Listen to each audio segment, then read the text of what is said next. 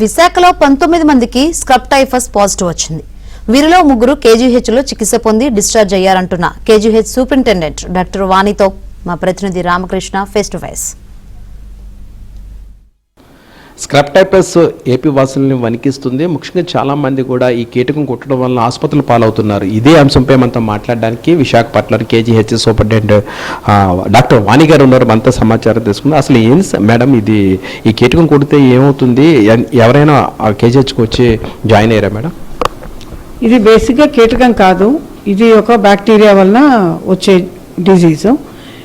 ఈ bacteria, virus, fungus ఇవన్నీ కూడా మైక్రోస్కోపిక్ ఆర్గానిజమ్స్. ఇది ఒక రకమైన బ్యాక్టీరియా.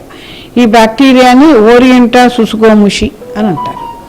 ఈ బ్యాక్టీరియా దాని లైఫ్ సైకిల్ కంప్లీట్ చేసుకోవడానికి కొన్ని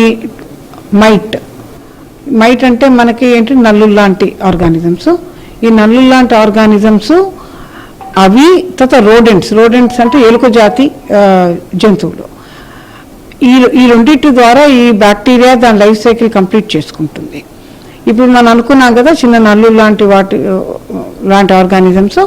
ఈ ఆర్గానిజమ్స్ యాక్సిడెంటల్గా మనుషుల్ని కుడితే వాటిలో ఆ బ్యాక్టీరియా ఉంటుంటే ఇది మనుషులు సోకే అవకాశం ఉంటుంది తప్పించి మామూలుగా హ్యూమన్ బీయింగ్స్ ఈ బ్యాక్టీరియాకి హోస్ట్ కానే కాదు.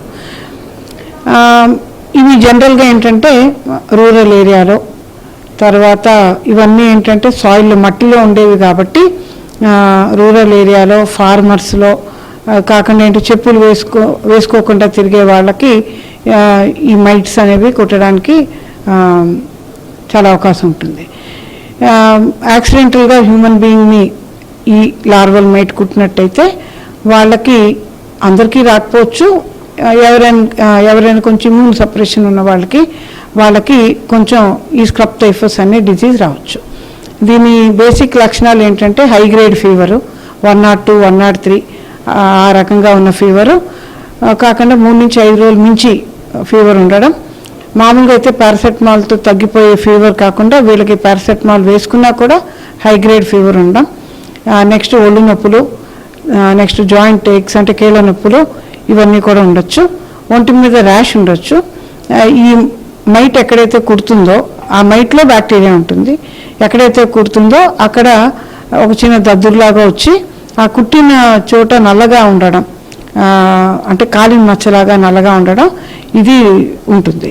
ఒకవేళ అలాంటిది ఎవరైనా డాక్టర్ అబ్జర్వ్ చేస్తే, అంటే దాన్ని ఎషార్ అంటారు, ఎషార్ అనేది అబ్జర్వ్ చేస్తే ఒంటి మీద అది ఖచ్చితంగా ఈ స్క్రబ్ టైఫస్ లక్షణం. కానీ అంతవరకు మనం అది రావడానికి 5 నుంచి 7 రోజులు పట్టవచ్చు. అందుకని ఈలోగానే జ్వరం ఎక్కువగా ఉండడం, అది కాకుండా మామూలు పారాసెటమాల్ తగ్గకుండా ఒళ్ళు నొప్పులు, హెడేక్, జాయింట్ పెయిన్స్ ఇవి ఉన్న వాళ్ళకి స్క్రబ్ టైఫస్ ఏమో అని ఈ రోజున అనుమానించాల్సిన పరిస్థితి. వాళ్ళకి వెంటనే మనం టెస్ట్ చేస్తాము. సో జనరల్గా ఎలీజా టెస్టింగ్ చేస్తాము. ఆ ఎలీజా టెస్ట్లో కన్ఫర్మ్ అవుతుంది.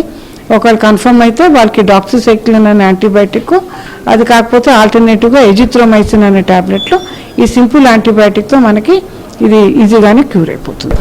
ఇది మొత్తం మీద పరిస్థితి. కేజీహెచ్లో కూడా స్క్రబ్ టైఫస్ వల్ల 3 చికిత్స పొందారని, వాళ్ళు కూడా డిశ్చార్జ్ అయిపోయారని. ప్రెసిడెంట్ అయితే ఎటువంటి కేసులు లేవని కేజీహెచ్ సూపరింటెండెంట్ వాణి గారు చెప్తున్నారు. వీడియో జర్నలిస్ట్ విజయ్తో రామకృష్ణ, హెబియన్ ఆంధ్రజ్యోతి, విశాఖపట్నం.